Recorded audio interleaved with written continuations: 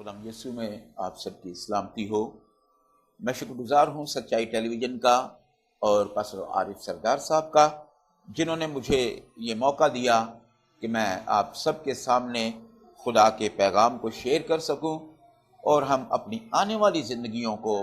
خدا کی مرضی کے مطابق گزارنے کے لیے اصول بائبل مقدس میں سے سیکھیں تاکہ خدا کی خوشنودی حاصل ہو سکے اور ہم خدا کی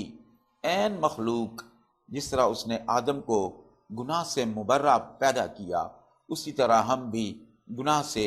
مبرہ ہوں۔ روزے کیوں رکھے جاتے ہیں، روزے کا مطلب کیا ہے اور روزے کی اقسام کیا ہیں، ہم روزہ کس طرح رکھتے ہیں، تو اس کے فصل سے ہم آج خدا کے کلام میں سے سیکھیں گے۔ تو پہلی بات تو یہ ہے کہ روزہ کیا ہے۔ ہم یہ سیکھیں گے کہ روزہ کیا ہے۔ روزہ دراصل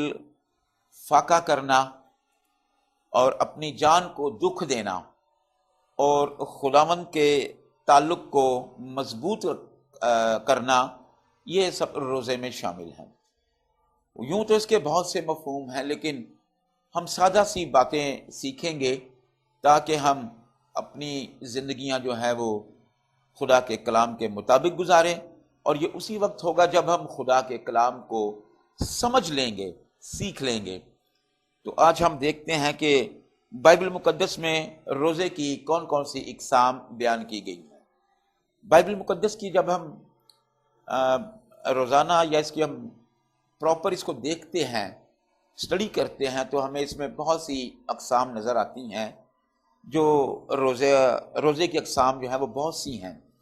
لیکن ہم چند ایک پر بات کریں گے تاکہ ہم ان پر عمل کر کے خدا کی خوشنودی حاصل کر سکیں۔ تو آج ہم دیکھتے ہیں بائبل مقدس میں روزے کی جو اقسام بیان کی گئی ہیں، ان میں ہم دیکھتے ہیں کہ پہلے نمبر پہ ہے جزوی روزہ۔ جزوی روزہ ایسا روزہ ہے جو ایک مدت کے دوران، جس طرح بائبل مقدس ہمیں بتاتی ہے 40 روزے، 40 دن کا ایک روزہ، 10 دن کا ایک روزہ، ایک ہفتے کا روزہ، 3 ہفتوں کا روزہ، لیکن یہ جو جزوی روزہ کہلاتا ہے، اس میں مدت تو بیان ہو جاتی ہے کہ آپ نے 10 دن رکھنا ہے، 15 دن رکھنا ہے، 20 دن رکھنا ہے، لیکن وہ ہم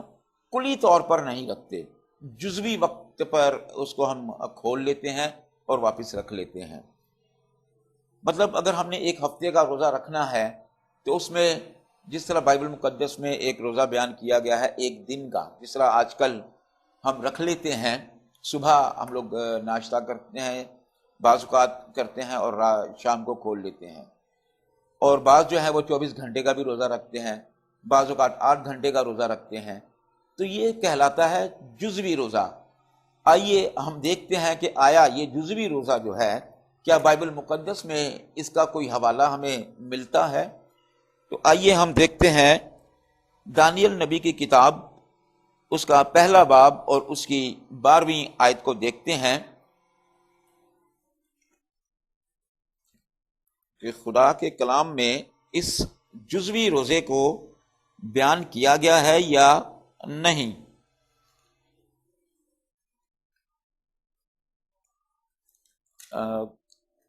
دانیل نبی کا صحیفہ،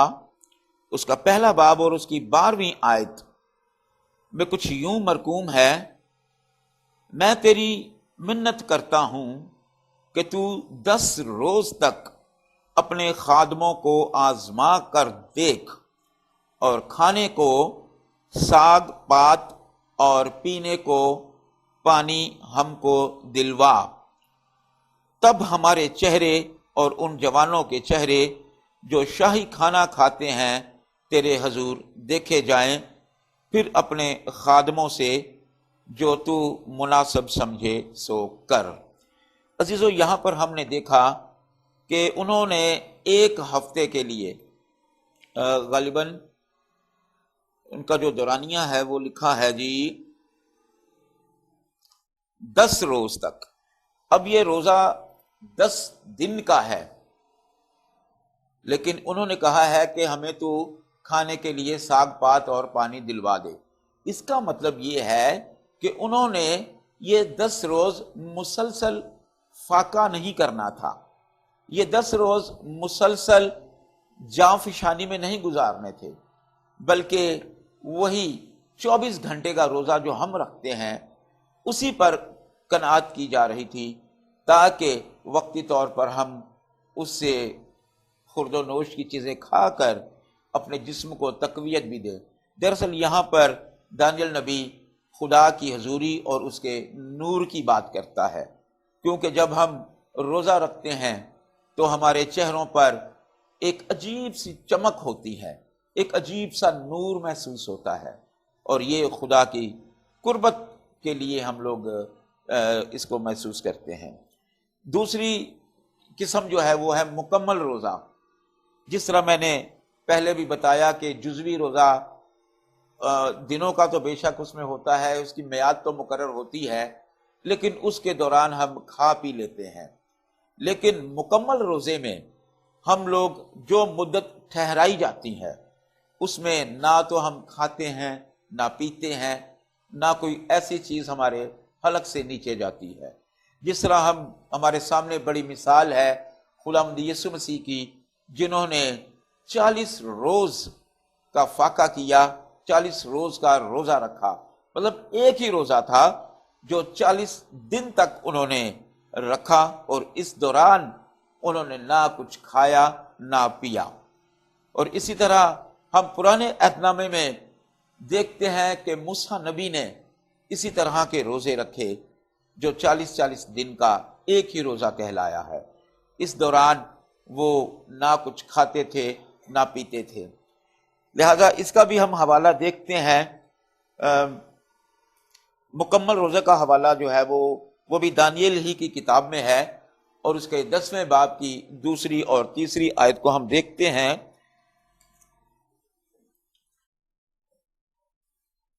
جی،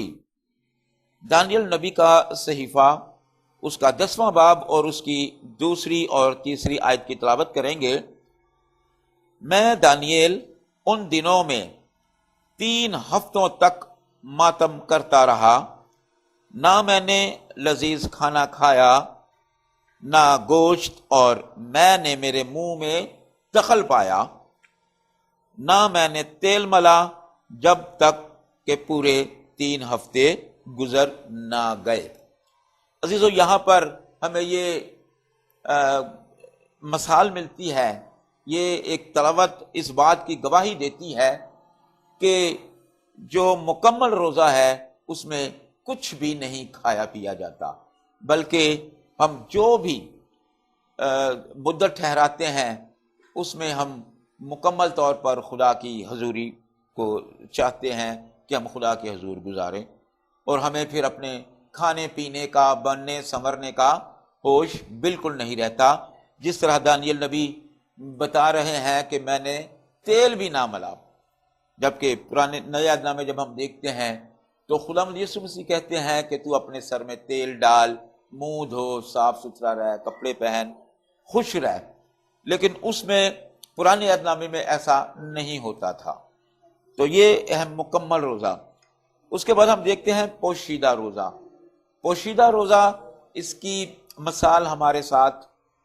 یقیناً آپ سب جانتے ہیں۔ اس کی مثال متی رسول کی معرفت لکھی گئی انجیل، اور اس کے 16 باب اور 6 باب، اس کی 16 سے 18ویں آیت میں یہ درج ہے کہ آپ نے روزہ کس طرح رکھنا ہے۔ پوشیدگی والا روزہ جو ہے، جو خدا آپ کو بتاتا ہے، وہ یہ ہے کہ تو منہ ہاتھ دھو، سر میں تیل ڈال، خوش رہ، اور کسی پر یہ ظاہر نہ ہونے دے کہ میں نے روزہ رکھا ہوا ہے۔ اپنے منہ کو بگاڑنا نہیں ہے، نہ ہی دوسروں پر یہ ظاہر کرنا ہے کہ بھائی مجھے نہیں چھیڑنا، میں نے آج روزہ رکھا ہوا ہے۔ یہ بات بالکل نہیں بیان کرنی، بلکہ ایسا کرنا ہے کہ دوسرے کو یہ محسوس ہی نہ ہو کہ آپ نے روزہ رکھا ہے، کیونکہ روزہ رکھنے کا یہ جو طریقہ ہے خداوند یسوع مسیح نے سکھایا، اور وہ اس کا اجر جو ہے وہ خدا دے گا، کیونکہ یہ پوشیدہ روزہ ہے۔ یہ کس متی کی انجیل میں بیان کی گئی ہے۔ اس کے بعد ہم دیکھتے ہیں مشترکہ روزہ۔ تو مشترکہ روزہ وہ ہوتا ہے جب ہم کسی مقصد کے لیے ایک جماعت کی شکل میں رکھ لیتے ہیں، کسی بڑے مقصد کے لیے، کسی کو مسح کرنے کے لیے، کسی کو کسی کام کے لیے تیار کرنے کے لیے۔ ہم دیکھتے ہیں کہ خدام کو جب ہم آرڈین کر رہے ہوتے ہیں یا ہم کسی خادم کے لیے خصوصی دعا کر رہے ہوتے ہیں تو ہمارا پورا چرچ، ہماری پوری کلیسیا اس کے لیے اسپیشل روزہ رکھتی ہے۔ تو اس کے لیے بھی اعمال کی کتاب اس کی 13 باب اور دوسری آیت میں بیان کیا گیا ہے۔ آئیے ہم دیکھ لیتے ہیں۔ اعمال 13 باب اور اس کی دوسری آیت میں یوں مرقوم ہے، جب وہ خداوند کی عبادت کر رہے اور روزے رکھ رہے تھے تو روح القدس نے کہا، میرے لیے برنباس اور ساؤل کو اس کام کے واسطے مخصوص کر دو جس کے واسطے میں نے ان کو بلایا ہے۔ عزیزو، یہ دیکھیں، یہاں پر ہمیں اس بات کی بھی شہادت مل رہی ہے کہ مشترکہ روزہ ہم اس وقت رکھتے ہیں جو خدا کی طرف سے کسی کو مخصوص کر رہے ہوتے ہیں۔ تو یہ اسی طرح ہمارے اور بھی اقسام ہیں، لیکن وقت کی کمی کے باعث بہت مختصر بیان کر رہا ہوں۔ اس کے بعد ہم دیکھتے ہیں قومی روزہ۔ قومی روزہ ہم عموماً اس وقت رکھتے ہیں جب ہماری قوم پر کوئی مصیبت آ رہی ہوتی ہے، ہماری قوم جو ہے وہ مشکلات سے دوچار ہو رہی ہوتی ہے، تو خدا نے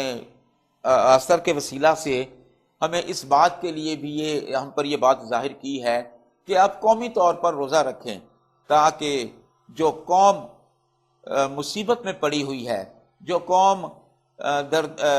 تذبذب کا شکار ہو رہی ہے، اس کے لیے خدا آسمان سے آپ کے لیے مدد فراہم کرے، اور جس وجہ سے آپ پر وہ مصیبت آ رہی ہے خدا ان ذرائع کو ختم کرے اور آپ کی بحالی ہو۔